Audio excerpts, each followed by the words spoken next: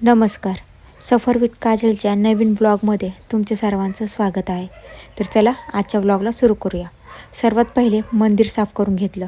मग म्हणलं चला रुक्मिणीचा शृंगार करूया. म्हणून रुक्मिणीचा शृंगार करायला सुरू केला.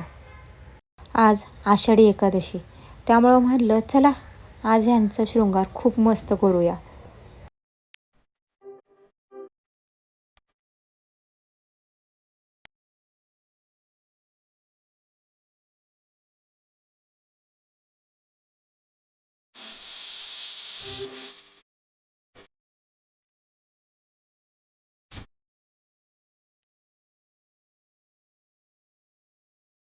साडी नेसून झाल्यावर मळवट भरायला घेतलं.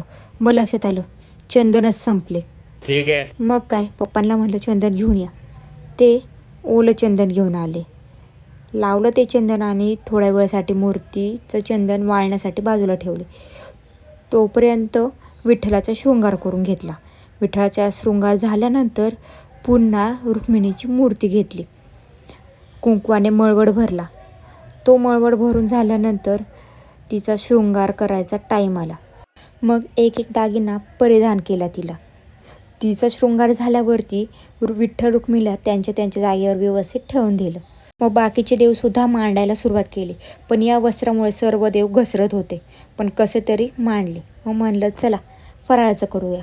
मग इथं बटाटे शिजवलेले होते. उपासाच्या डोश्यासाठी बनवलेलं बॅटर होतं. एकीकडे शेंगदाणे भाजत होते, एकीकडे उपासाच्या चिल्यासाठी ह्या साबुदाणा काढला होता. पण सर्व प्लॅन फिसकटला. खिचडी बनवली आणि आरती केली. जय देव जय मंगलमूर्ती हो श्री मंगलमूर्ती दर्शन मात्रे मन.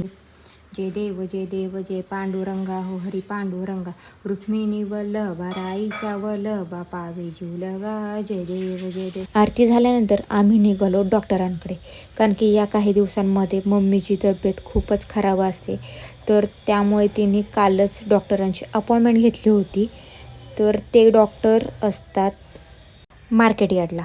मग आम्ही निघालो डॉक्टरांकडे जायला.